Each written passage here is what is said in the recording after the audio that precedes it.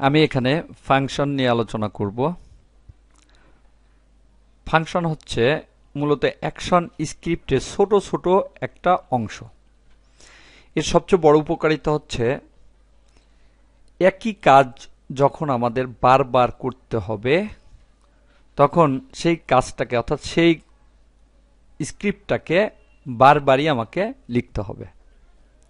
কিন্তু আমি যদি এটাকে একটা ফাংশন করে রাখি, অর্থাৎ কয়েকটা কমান্ড মিলে একটা ফাংশনের ভিতরে আমি লিখে রাখি এবং ফাংশনের একটা নাম দিয়ে দেই, পরবর্তীতে শুধু নামটা ইউজ করলেই সেই কাজগুলো সে করে দেবে। অর্থাৎ কোডগুলো আমি একবারই লিখব এবং এই কোডগুলো একটা ফাংশনের নাম দিয়ে সেটাকে ফাংশন তৈরি করব এবং পরবর্তীতে সেই ফাংশনের নামটা কল করলেই বাকি কোডগুলো আমার আর লেখার প্রয়োজন নেই, শুধু ফাংশনের নামটা কল করলেই সে কাজগুলো করে দেবে।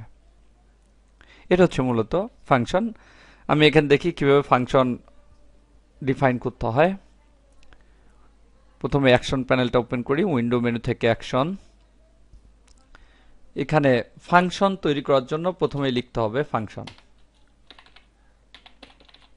মনে রাখতে হবে ফাংশনের সব বর্ণগুলোর জন্য ছোট হাতের হয়। ফ্ল্যাশের অ্যাকশন স্ক্রিপ্ট 3.0 এটা একটা কেস সেন্সিটিভ, অর্থাৎ এখানে যদি আমি কোনোটা বড় হাতে লিখতাম তাহলে এটা হতো না। যেখানে যে ধরনের কেস থাকবে সেখানে সেভাবে লিখতে হবে, অর্থাৎ যেখানে লোয়ার কেস ছোট হাতে সেখানে ছোট হাতে লিখতে হবে, যেখানে বড় হাতের বড় হাতে, যেখানে মিক্সিং সেখানে মিক্সিং লিখতে হবে। তো ফাংশনটা মূলত লোয়ার কেস, সবগুলো ছোট হাতে লিখতে হবে। স্পেস। এখন এই ফাংশনের একটা নাম দিতে হবে, পরবর্তীতে নাম দিয়ে এটাকে কল করতে হবে। আমি এখানে নাম দেই অ্যাড নাম্বারস ব্র্যাকেট, এর মধ্যে দুইটা সংখ্যাকে আমি রেখে দেব। নাম অন, এটা একটা ভেরিয়েবল, এটা কোন টাইপের? নাম্বার টাইপের, তাই এখানে লিখে দেই নাম্বার, কমা স্পেস নাম টু ক্লোন, এটাও নাম্বার টাইপের, তাই লিখে দেই নাম্বার, ব্র্যাকেট শেষ, কোলন। এই দুইটা নাম্বারকে আমি যোগ করতে যাচ্ছি। যখন এর দুইটা নাম্বারকে আমি যোগ করব তখন সেই ফলাফলটা কোথায় রাখবে এবং সেটা কোন জাতীয় ডাটা হবে, সেটাও নাম্বার জাতীয় ডাটা হবে, তাই এখানে লিখে দিতে হবে নাম্বার। এবং এই নাম্বারের পরে কোনো সেমিকোলন দেয়া যাবে না। সাধারণত আমরা লাইনটা শেষ করি সেমিকোলন দিয়ে, কিন্তু এখানে কোনো সেমিকোলন দেয়া যাবে না। এন্টার। এটা হচ্ছে আমি নাম্বারের নামটা এবং কি কি রাখবো সেটা একটা ডিফাইন করলাম, সেটা একটা ফাংশন ডিফাইন করলাম এবং ফাংশনের ভিতরে কাজটা কি হবে সেটা সেকেন্ড ব্র্যাকেট দিয়ে এর মাঝে লিখে দিতে হবে। আমি সেকেন্ড ব্র্যাকেট দিলাম, এন্টার। দেখতে পাচ্ছি নিচে সেকেন্ড ব্র্যাকেট ক্লোজ হয়ে গিয়েছে। এখানে মূল কাজটা লিখে দেই। এখানে দিব রিটার্ন স্পেস নাম 1 যোগ নাম 2 সেমিকোলন। অর্থাৎ এখানে যে নাম্বার 1টা আমি দিব এবং নাম্বার 2টা আমি দিব, দুইটা নাম্বার, এই দুইটা নাম্বারকে সে যোগ করবে এবং রিটার্ন করবে এই নাম্বারের ভিতরে। এখানে যে নাম্বার নামে একটা ডাটা টাইপ ঘোষণা করছি এর ভিতরে এখানে রাখবে।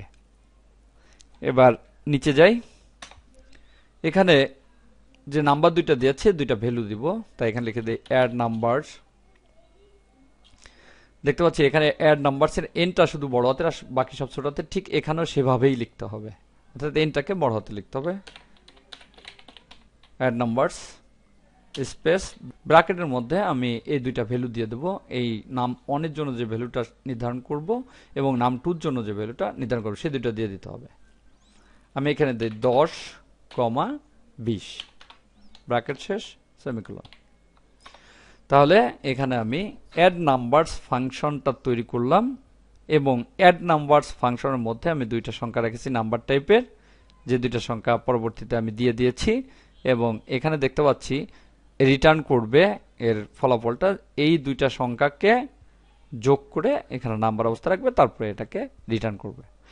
এভাবে ফাংশন তৈরি করার জন্য প্রথমে ফাংশন লিখতে হয়, তারপরে ফাংশন নেম, তারপরে ব্র্যাকেটের মধ্যে যে আমি বিভিন্ন ইভেন্ট অথবা বিভিন্ন ভেরিয়েবলের মাধ্যমে এখানে কিছু আমাদের এলিমেন্ট দিয়ে শেষে ক্লোন দিয়ে নাম্বার, ভয়েড এই জাতীয় একটা ডাটা টাইপ ব্যবহার করতে হয়। এবং তারপরে দুইটা সেকেন্ড ব্র্যাকেট থাকে, একটা স্ট্রেট একটা ক্লোজ, এর মাঝে মূল কাজগুলো লিখে দিতে হয়, যে কাজগুলো আমি করাতে চাই। দেখা গেল এখানে আমি 10টা কাজ করতে দিয়েছি, এখানে পরপর 10টা লাইন লিখে দিয়েছি।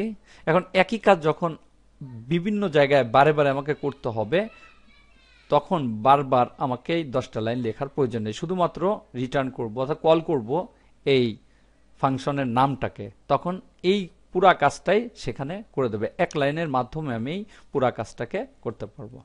এটা হচ্ছে ফাংশন।